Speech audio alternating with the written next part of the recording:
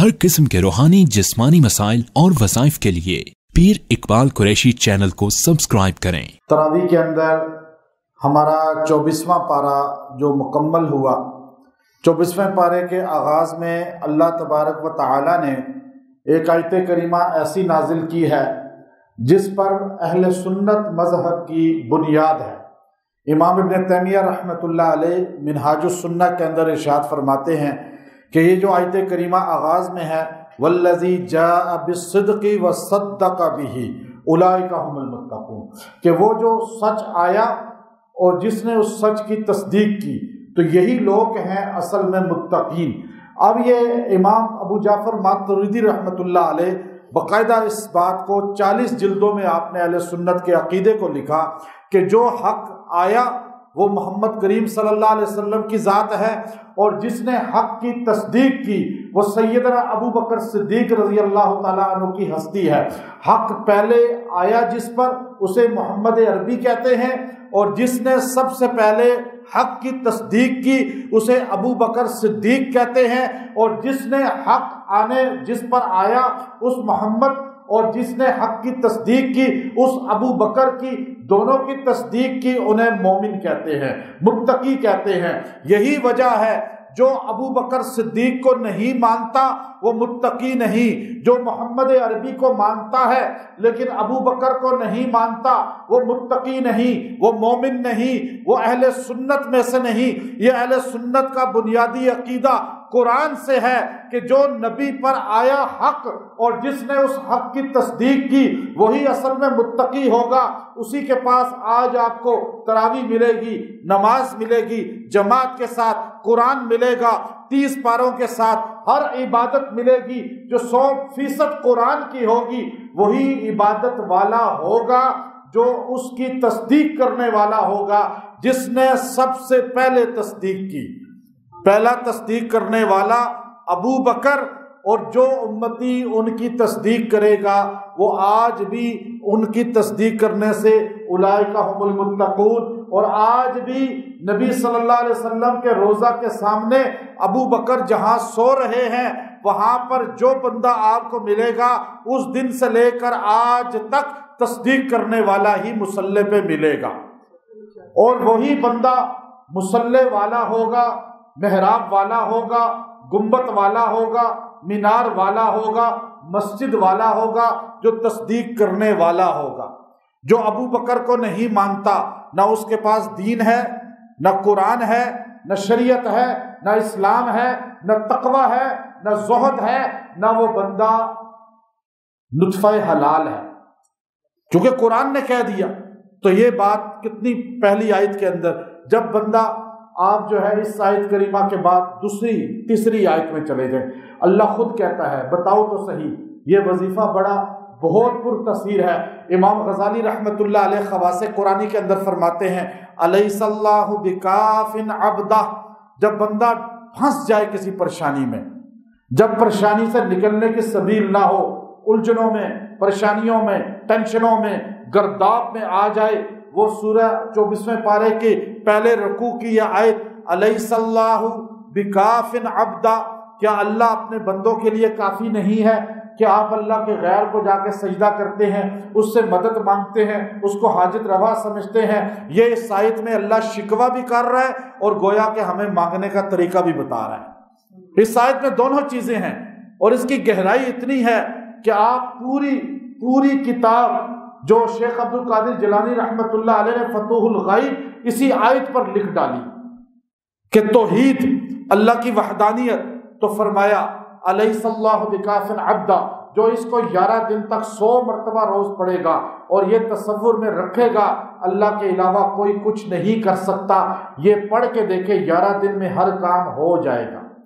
इसके बाद अल्लाह ने दूसरे रुकू के आगाज में, अल्लाहु यतवफ़्फ़ल अनफुसहीना मौतिहा वल्लती लम तमुत, शाह अब्दुल कादिर रहमतुल्लाह अलैह बिन शाह वलील्लाह मुहद्दिस देलवी, पहली तफसीर, पहला तर्जुमा इस खानदान ने लिखा दुनिया में, उर्दू में भी, फारसी में भी। आज दुनिया में वही तर्जुमा कुरान मकबूल है, وہی ترجمہ قرآن پوری دنیا میں مستند ہے جو شاہ عبد القادر شاہ رفیع الدین کے ترجمہ سے ملتا ہے، جو ان کے تراجم سے نہیں ملتا وہ مردود ہے، اس کی کوئی سند نہیں، اس کو کوئی قبول نہیں کرتا۔ تو شاہ عبد القادر فرماتے ہیں جب بندہ سوتا ہے، اس آیت میں اللہ نے کہا اس کے اندر دو روحیں ہوتی ہیں، ایک روح نکل جاتی ہے، دوسری اندر رہتی ہے جو حصی ہے۔ ایک نیند میں جب انسان جاتا ہے، النوم اخت الموت کہا گیا، نیند موت کی بہن ہے، وہ روح نکل جاتی ہے، پھر وہ روح اس وقت واپس آتی ہے جب یہ جاگتا ہے۔ وہ روح باہر آ کر پوچھتی ہے امر ہے یا اللہ تو اندر جاؤں، امر نہیں ہے، حکم نہیں ہے تو اندر داخل نہ ہوں۔ اللہ نے موت لانی ہوتی ہے تو وہ نیند وہیں پر، وہ جو ہے روح وہیں پر روک دی جاتی ہے، بندہ نیند ہی میں مر جاتا ہے۔ اس لیے اللہ کے پیغمبر نے دعا سکھائی، سوتے ہوئے پڑھو اللہم بسمک اموت و احیا، جب اٹھ جاؤ تو یہ کہو الحمدللہ الذی احیانا بعد ما اماتنا وَإِلَيْهِ النُّشُورُ، میں مردہ تھا پھر میں زندہ ہو گیا۔ یہ مردہ کیا ہے؟ اس آیت سے استدلال ہے۔ شاہ عبد القادر فرماتے ہیں کہ یہ دعا لازمی پڑھ کے سو، لازمی پڑھ کے اٹھو، اس لیے کہ اللہ تعالیٰ تمہیں مردوں میں شامل نہیں کرے گا۔ مردہ وہ ہوتا ہے جو اللہ کا حکم چھوڑ دیتا ہے، اس لیے کہا یسألونک عن الروح قل الروح من امر ربی، تو روح اللہ کا امر ہے۔ اس کے بعد آیت ہے تیسرے رکوع کے اندر قل یا عبادی الذین اسرفوا علی انفسهم لا تقنطوا من رحمت اللہ، قرآن کی سب سے زیادہ انسان کو امید دلانے والی آیت۔ بڑے سے بڑا گناہگار، بدکار، خطاکار، بڑا سا بڑا فاسق کیوں نہ ہو، اللہ اسے کہتا ہے لا تقنطوا من رحمت اللہ، میری رحمت سے نا امید نہ ہونا۔ اللہ تعالیٰ اسے بھی بخش دیتا ہے، اسے ہی معاف کر دیتا ہے۔ تو اس لیے کسی کے گناہوں پر اس کے خلاف باتیں کرنا، اسے حقیر سمجھنا، یہ انسان کو خود اللہ کی نگاہ سے گرا دیتا ہے۔ اس لیے کہ یہاں اللہ نے یا عبادی کہہ کر اپنے گناہگاروں کو خطاب کیا، اپنے نیک متقی پرہیزگار ولیوں کو خطاب نہیں کیا، نہ اللہ نے اپنے برگزیدہ لوگوں کو خطاب کیا۔ اللہ نے پیار سے کہا یا عبادی، اے میرے بندو، قل، میرے پیغمبر آپ ان سے کہیں یا عبادی، میرے وہ بندے، الذین اسرفوا علی انفسہم، جنہوں نے اپنے نفسوں پہ گناہوں کا بھار ڈال دیا اور اپنے آپ کو گناہوں میں لت پت کر دیا۔ لا تقنطوا، نبی کی زبان سے اللہ اپنے بندوں کو خطاب کر رہا ہے کہ گناہوں کرنے سے نا امید مت ہو، ایک بار تم توبہ کرو سارے گناہ معاف کر دوں گا۔ یہ اللہ کا اصول بتا دیا۔ پھر اس کے بعد چوتھے رکوع میں ایک دعا ایسی ہے وَمَا قَدَرُ اللَّهَ حَقَّ قَدْرِهِ وَالْأَرْضُ جَمِيعًا قَبْضَتُهُ يَوْمَ الْقِيَامَةِ وَالسَّمَاوَاتُ مَطْوِيَّاتٌ بِيَمِينِهِ سُبْحَانَهُ وَتَعَالَى عَمَّا يُشْرِكُونَ۔ مولانا سعید احمد خان صاحب رحمۃ اللہ علیہ کی خدمت میں رائے گنج میں 1994-95 میں بیٹھا کرتا تھا، دباتا خدمت کرتا، تو آپ نعتیں سناتے تھے، رات کو دسترخوان لگتا تھا، تو آپ فرماتے تھے، صاحب کرامت تھے، آپ فرماتے تھے سفر میں یہ دعا پڑھ لو تمہارا کوئی نقصان نہیں ہوگا، کوئی بھی نقصان نہیں ہوگا۔ پھر مجھے ان کے خادم نے بتایا، وہ اس وقت خادم تھے ان کے، کہ حضرت گاڑی میں بیٹھے تھے تو گاڑی کی بریک فیل ہو گئی۔ میں نے کہا حضرت گاڑی کی بریک فیل ہو گئی ہے، آپ نے کہا درخت سے ٹکر مار دو۔ میں نے کہا حضرت بریک فیل ہو گئی ہے تو آپ بڑے مطمئن یوں ذکر کر رہے، کہا درخت سے ٹکر مارو، تو میں نے پھر آخر ٹکر ہی مار دی، لیکن گاڑی جا کے یوں سپیڈ میں لگی لیکن ایسے رکی جیسے اس کو کسی نے روک دیا ہو۔ تو مولانا سعید احمد خان صاحب رحمۃ اللہ علیہ فرمانے لگے یہ دعا پڑھنے والا کسی حادثے کا شکار نہیں ہوتا۔ اللہ کہتا ہے تم نے وہ قدر ہی نہیں کی میری جو تمہیں قدر کرنی چاہیے تھی، جیسے مجھے رب ماننا چاہیے تھا تم نے مانا ہی نہیں۔ یہ اللہ ہمیں کہہ رہا ہے کلمے والوں کو، کافروں نے تو مانا ہی نہیں، کلمے والوں نے بھی اللہ کو نہیں مانا جیسے ماننا چاہیے تھا، جیسے اس کی طاقت تھی۔ اور پھر اللہ نے آگے دیکھیے سورہ مومن، سورہ مومن، یہ جو بندہ جس کو نفاق ہو، وسوسے آتے ہو، جس کو غلط خیال آتے ہوں اللہ رسول دین اسلام شریعت کے بارے میں، اور وہ پریشان ہو کہ میرے یہ خیالات ختم نہیں ہوتے، وہ سورہ مومن چند دن پانی پہ دم کر کے پیے، تیل پہ دم کر کے مالش کرے، اللہ وسوسے ختم کر دے گا۔ سورہ مومن کے آغاز میں غافر الذنب قابل التوب شدید العقاب ذی الطول لا الہ الا، یہ جو آیات ہیں، حضرت عمر رضی اللہ تعالیٰ عنہ کو پتہ چلا کہ میرا ایک گورنر جو ہے وہ شراب پیتا ہے، آپ نے اسے سمجھانے کا طریقہ سیکھا۔ کیسا نبی علیہ السلام سے سیکھا تھا کہ آپ نے جا کے ایک دم اس کے خلاف یوٹیوب پہ ویڈیو نہیں بناتی جیسے آج لوگ جب کسی کے بارے میں کوئی بات پتہ چلتی ہے پہلے بیٹھ کے اس کی پردہ دری کرتے ہیں، ویڈیو بناتے ہیں اور لوگوں کو تشہیر کرتے ہیں بغیر تحقیق کے۔ یہ طریقہ اتنا عذاب کا ہے کہ جو بندہ کسی میں عیب تلاش کرتا ہے چاہے اس میں ہوں بھی، حدیث میں آتا ہے موت سے پہلے وہ بندہ ان عیوب میں پڑ جاتا ہے، اللہ اسے ڈال دیتے ہیں۔